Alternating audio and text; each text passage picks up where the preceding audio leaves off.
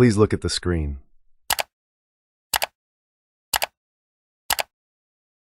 The man you are witnessing before you is Emperor Napoleon Bonaparte. He is hailed as the greatest god of war in human history, having led over 20 years of military campaigns, conquering both the South and the North. He achieved countless glorious victories that will forever be remembered in history, from the Siege of Toulon in 1793 to the Battle of Wagram in 1809.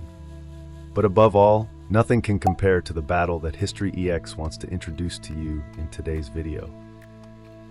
It is likened to the noonday sun, the pinnacle of radiant glory, and a perfect masterpiece that showcases the finest elements of the art of war, commanded by the military genius Napoleon. This was also the mighty roar of the lion known as the First French Empire, asserting its uncontested dominance over the European continent for nearly a decade afterward.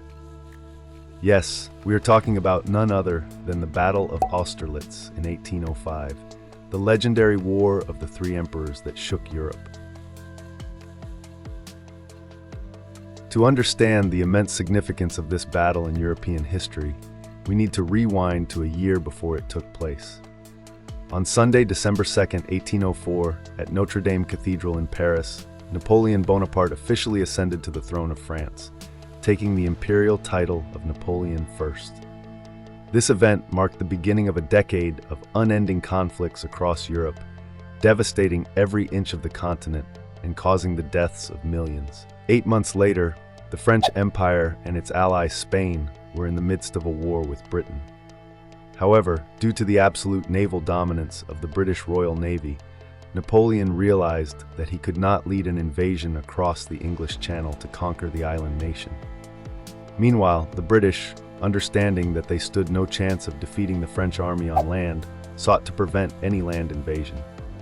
As a result, the British government used every means, both persuasion and bribery through diplomacy and gold, to build an alliance to counter the expansion of the French Empire. The reason for this was that, at this point, the military power of France was far superior to that of any individual nation, directly threatening the balance of power and peace across the continent. On March 17, 1805, Napoleon, who was serving as the president of Italy, transformed the country's republic into a monarchy and made it a vassal state of the French Empire. 3 months later, on May 26th, he crowned himself King of Italy at Milan Cathedral. This event was the tipping point that crossed the red line of what European leaders could tolerate regarding the French Emperor's world conquest ambitions. Thus, Austria, Russia, Sweden, and Naples joined Britain in forming the Third Coalition. Along with this came the drafting of a series of ambitious plans, including coordinated attacks designed to extinguish the common threat. According to these plans, the Austro-Russian forces would serve as the main offensive force, advancing from the east and crossing the Rhine into France. Upon receiving intelligence about this scheme, Napoleon quickly decided to strike first, not waiting for the enemy to come. Instead, he launched a preemptive attack to prevent the coalition forces from joining together. He led the La Grande Armée from the northern coast of France towards the Rhine River, with the goal of intercepting the Austrian vanguard, which had occupied a fortress in the Duchy of Bavaria to defend the Black Forest region. However, they were also separated by a considerable distance from their allies. Thanks to a simple but effective feint, Napoleon easily surrounded and subdued the Austrians on October 19th, despite their attempts to hold out, hoping to delay until the one-eyed general, Mikhail Kutuzov, could arrive for reinforcements. However, at that time, the Russian army was still over 250 kilometers away. While this distance may not seem large, less than the distance from Paris to Lyon, and only about 3 hours by car, back in the early 19th century, covering such a distance was extremely difficult, as the only means of transport were horses and walking. Therefore, no miracle came for the Austrians, and after their surrender, the Russian army of 60,000 troops was advancing towards the Austrian-Bavarian border.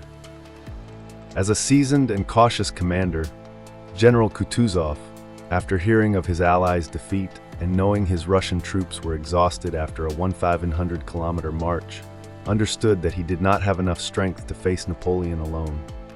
he immediately ordered his forces to retreat along the Danube River towards Vienna. Meanwhile, Napoleon, unwilling to let such a rich prize escape easily, ordered his army to pursue the Russians. This forced Kutuzov's forces into a difficult rearguard action while retreating. They were even unable to hold Vienna and had to helplessly watch as the French army captured the heart of Austria on November 12th. Despite the relentless pursuit by the French army, Kutuzov and his subordinates managed, perhaps with a bit of luck, to slip through the enemy's grasp and retreat towards Olmütz in the north. There, they regrouped with Tsar Alexander I and Austrian Emperor Ferdinand I. Kutuzov's narrow escape infuriated Napoleon more than anything else. He fully understood that the one-eyed Russian general was an extremely dangerous adversary, and letting him escape this time could lead to disaster later on. Moreover, the French army was now deep in enemy territory, far from its homeland, and exhausted after a 1,000-kilometer campaign from the northeast coast to Vienna. Winter was also approaching fast.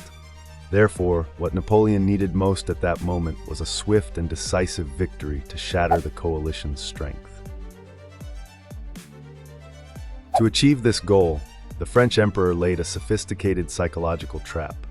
On one hand, he ordered his troops to withdraw from the town of Austerlitz and even from the strategic Pratzen Heights, which they had previously captured. On the other hand, he sent a peace proposal to the coalition's camp.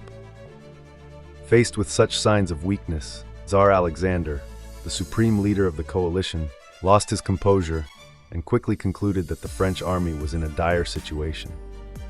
Otherwise, a proud man like Napoleon would never agree to peace.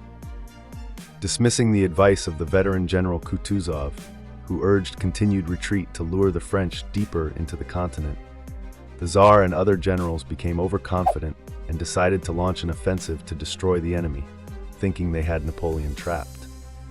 With the enemy now firmly in his snare, Napoleon called for his corps to rapidly converge on the battlefield near Austerlitz, which he had meticulously chosen and prepared for the decisive engagement, ensuring that everything was ready before the battle began. December 2nd, 1805, coincidentally marked the one-year anniversary of Napoleon's coronation. The day began with a cold, misty dawn over Austerlitz. Soldiers on both sides were prepared for a battle that would decide the fate of European peace. In terms of forces, the coalition held a clear advantage, with 85,000 soldiers, mostly Russians, and around 320 cannons, 10,000 more troops, and double the artillery of Napoleon's army.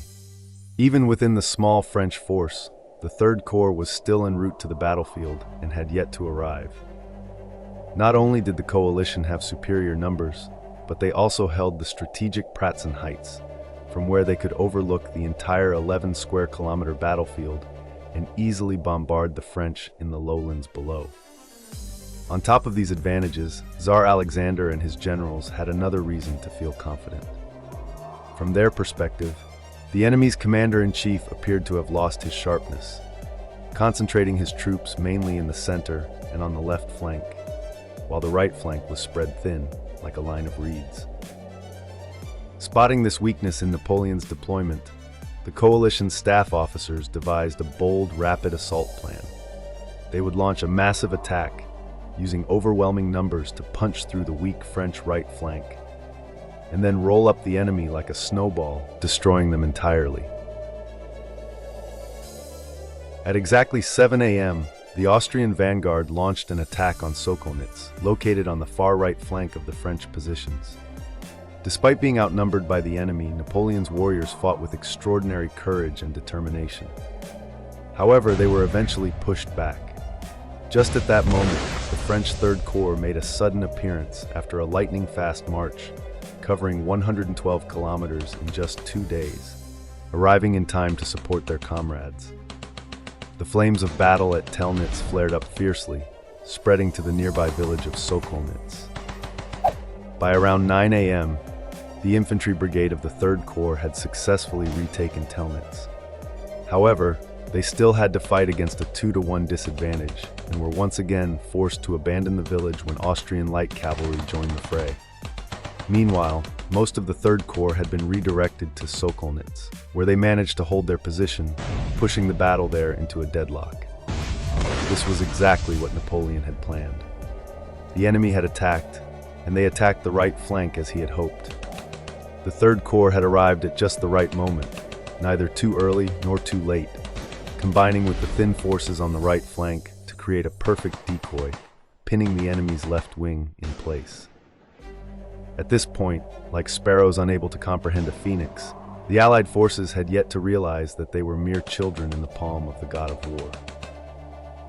While the Allies were still engrossed in their offensive, the mist had begun to thin. From the other side of the battlefield, Napoleon observed that the entire left wing of the Allied forces had vacated the Pratzen Heights, leaving the center of their formation weakened, now defended by only a small force under Kutuzov. Immediately, he ordered the Fourth Corps to charge directly into this position. It would be a decisive blow, one that would end the battle. Without hesitation, Napoleon's troops, shielded by the fading mist, swiftly advanced across the battlefield. As they ascended the slope leading to Pratzen, the sun broke through the fog over Austerlitz, surprising the Russians on the heights. They were astounded to see tens of thousands of French soldiers seemingly emerge from the ground, charging toward them. Over the next 2 hours, a brutal struggle for control of Pratzen ensued. Musket fire filled the sky, flashing continuously like distant stars. Both sides soon ran out of ammunition and resorted to brutal hand-to-hand combat with swords and bayonets.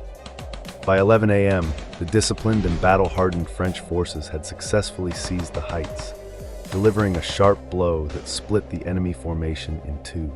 Meanwhile, the northern front was no less intense, as the army under the command of the famous Russian general Bagration was pinned down by artillery and heavy cavalry from the French Fifth Corps. They had attempted to launch a counterattack on the French left flank. It was only at this point that the Allied forces realized they had fallen into Napoleon's cunning trap. What had initially seemed like a favorable situation with an aggressive strategy had turned into a disastrous defensive position, with both the left and right wings tied down and the center lost. The Allies had only one option left if they hoped to reverse the situation. They had to retake the Pratzen Heights at all costs. This crucial task, which would determine the fate and honor of the entire army, was entrusted to Grand Duke Konstantin Pavlovich, the Tsar's brother. He led the Imperial Russian Guard, the last reserve force of the Allied army, in a desperate attempt to reclaim the heights. Sensing the impending danger, Napoleon relocated his command post to Pratzen. Without underestimating the threat, he immediately dispatched his own Imperial Guard cavalry to counterattack. What followed was a fierce and intense clash between the elite cavalry of both armies. Initially, the Russians had the advantage in numbers, but when the 2nd Division from the French First Corps arrived to reinforce their guard, the tide of battle turned. The Russians suffered heavy losses and their formation disintegrated. From a safe vantage point, Tsar Alexander stood in stunned silence as he watched his finest troops be decimated.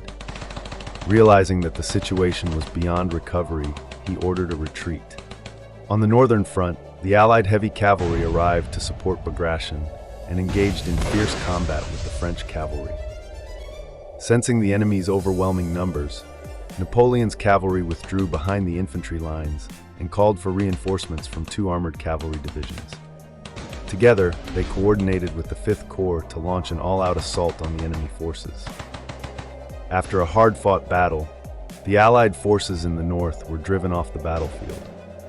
At this point, with most of the enemy forces in retreat, Napoleon turned his attention southward, where the Allied left wing was still bogged down in Sokolnitz, aiming to complete his masterpiece of a battle.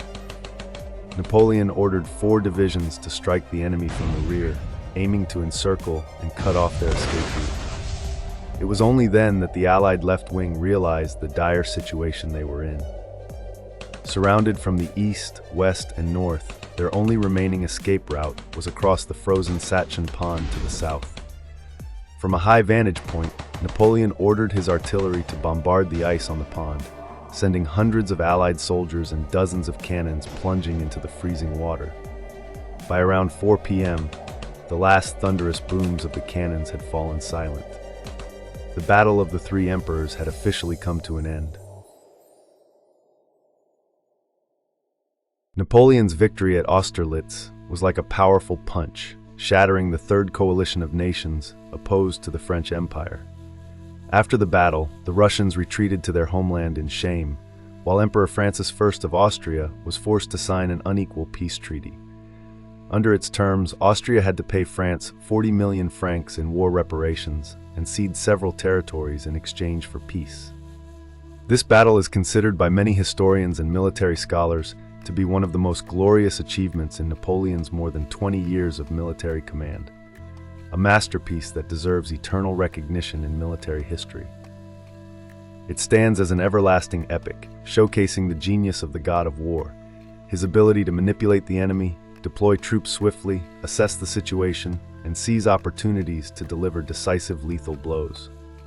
After Austerlitz, the specter of war loomed over Europe for the next 10 years, and for much of that decade, the people of the continent were forced to submit to the absolute power of the First French Empire under Emperor Napoleon. You've just finished watching the video. Let me know your thoughts by leaving a comment below. What did you think about this video?